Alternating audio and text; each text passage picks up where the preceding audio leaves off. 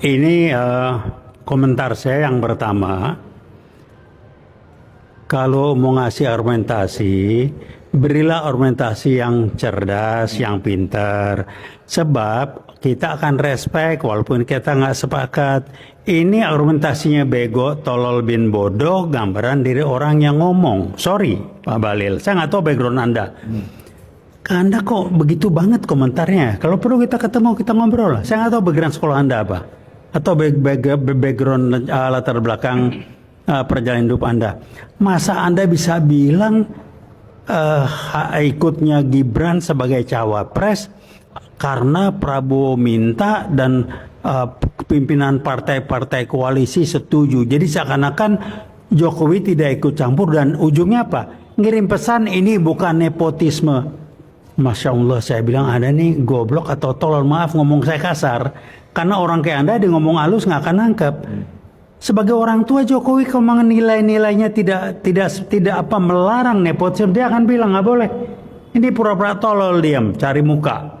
Jadi Jokowi nggak terlibat. Ini Prabowo yang minta. Partai dia yang salah kalau dianggap nepotisme. Jokowi nggak terlibat. Ini Prabowo yang salah. Ketua partai yang salah. Udahlah, Anda jangan anggap semua orang begonya kayak Anda lah. Saya ngomong kasar supaya Anda tahu. Pembodohan macam apa yang dia lakukan sehingga seolah-olah rakyat Indonesia ini tidak bisa berpikir, tidak bisa mengungkap fakta dan tidak bisa menyelidiki apa sebenarnya yang terjadi, Bang. Ya itulah kualitas orang kalau bego, ngebohongnya pun bego. Terus terang aja, saya pakai istilah bego. Dia sendiri. Iya, itulah kualitas dia. Kualitas berbohongnya, logikanya, kualitas intelektualnya itu cuman segitu. Jadi saya nggak heran kalau dia diangkat menjadi menteri, salah satu menteri yang begitu. Itu yang saya bisa sampaikan, maaf. Kalau tersinggung yang ngomong Anda, ini kesimpulan. Anda menggiring saya, membuat saya sampai pada pendapat seperti itu. Silakan bantah kalau nggak betul. Mari kita ketemu. Kita ngomong di publik boleh. Saya tantang Anda. Apa konsekuensi bagi generasi muda dari pernyataan Bahlil ini? Apakah mahasiswa merasa kok ada seorang menteri memberikan sebuah pernyataan yang begitu dangkal yang seperti ini mahasiswa sudah nggak tahu apa-apa? Gimana itu, Bang? Enggak, kalau mahasiswa mesti cerdas, dia bisa nangkep lah. Kan begini, dalam komunikasi publik itu, bahkan komunikasi yang enggak publik juga ada dua kan. Satu pesan yang tersurat, apa yang dinyatakan. Satu pesan yang sesungguhnya, yang tersirat. Itu yang sesungguhnya pesan. Nah, pesan yang tersiratnya adalah bahwa ini bukan nepotisme. Karena bukan Jokowi yang meminta Gibran ikut. Jokowi seakan-akan tidak tahu menau. Jadi kalau sampai ini disalahkan, ya salah sama Prabowo, sama ketua-ketua partai. Itu yang dilakukan.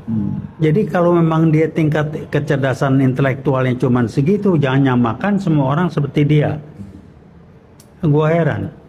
Udah statement-statement di Rempang aja nggak jelas, ini lagi tambah kelihatan kualitasnya. Makasih, sorry saya ngomong keras. Bang, jadi nggak cocok dong untuk jadi wakil presiden. Gibran itu. Kalau saya ditanya pribadi, bukan cuma tidak sah.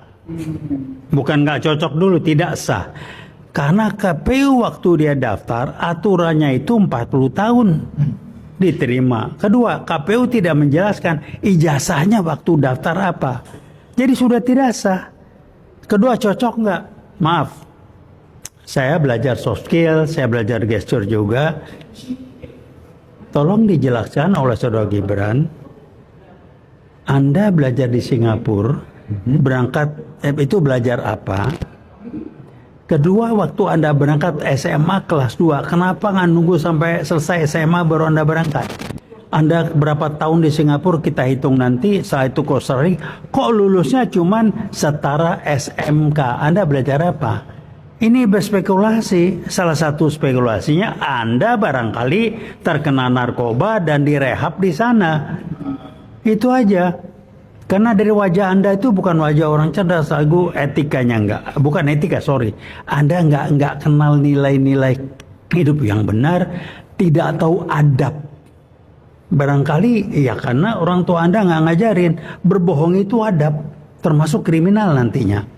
Anda gayanya kayak begitu, udahlah ya. Saya belajar gitu, Anda nggak usah tepu-tepu lah ya. Pakai mikrofon, pakai ini. Kemudian saya prihatin dan saya geleng-geleng. dengan mantan gubernur Jawa Timur dan wakilnya yang statementnya seperti itu. Dikatakanlah Jokowi kayak apa Abu Bakar dan sedangkan Gibran kayak Said Ali. Ini apa sih? Khofifah, Anda nih ngomong yang rada bener lah ya. Anda disandera kita tahu kok, kasus bansos. Emil Dadak, Anda juga ikut sandra, barangkali kasus bansos.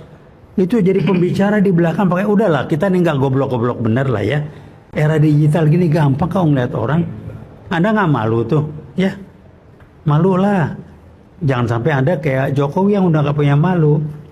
Karena berbohong itu sudah bagian dari karakter.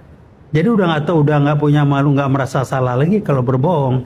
Nah, Anda jangan sampai ikut-ikutan yang begitu. Ini komentar saya. Saya ngomong agak keras lah dari Wiwos ini. Karena ngomong rada sopan ini nggak nyampe, itu nggak nempel di kepalanya. Pelajaran buat publik. Pahami ini. Terima kasih.